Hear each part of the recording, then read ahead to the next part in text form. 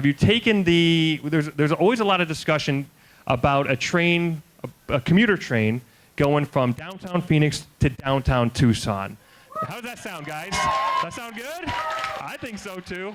So, have you taken the Roadrunner from Albuquerque to Santa Fe? What's it like?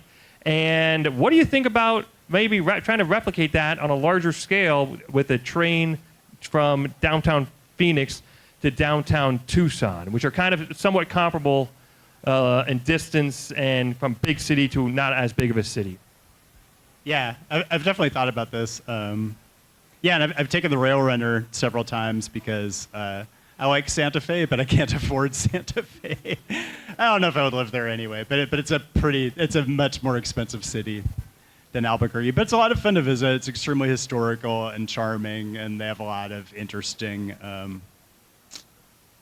like cultural attractions up there. So there's lots of good reasons to go up there. I think it also functions, unfortunately, I guess. It is a bit of a commuter service. Like, there are wealthy people who live in Santa Fe and commute to their jobs in Albuquerque, and there are a lot of service workers who live in Albuquerque and commute up to because there's a huge restaurant scene in Santa Fe, and the people who work in the restaurants can't really afford to live in Santa Fe for the most part. So you do get this two-way dynamic.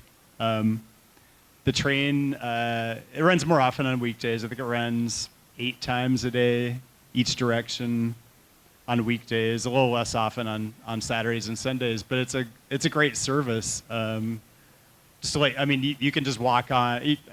I show up like 15 minutes early because I'm an idiot, I guess. But the locals, I don't even consider myself a local, but the locals will tend to show up like 5 minutes beforehand, right? Because it runs on time. They'll show up 5 minutes beforehand, and then you just walk on, you sit down, and then a conductor comes by and like sells you a ticket, and you can tap pay for it. So it's extremely convenient to use. As far as so Phoenix to Tucson, it's a little further.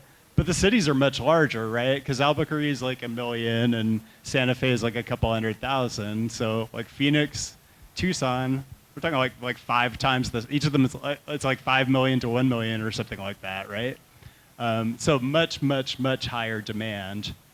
I don't know if you would get the same commute dynamics, but just the sizes of the cities alone, you would think would make a service like that kind of a no-brainer.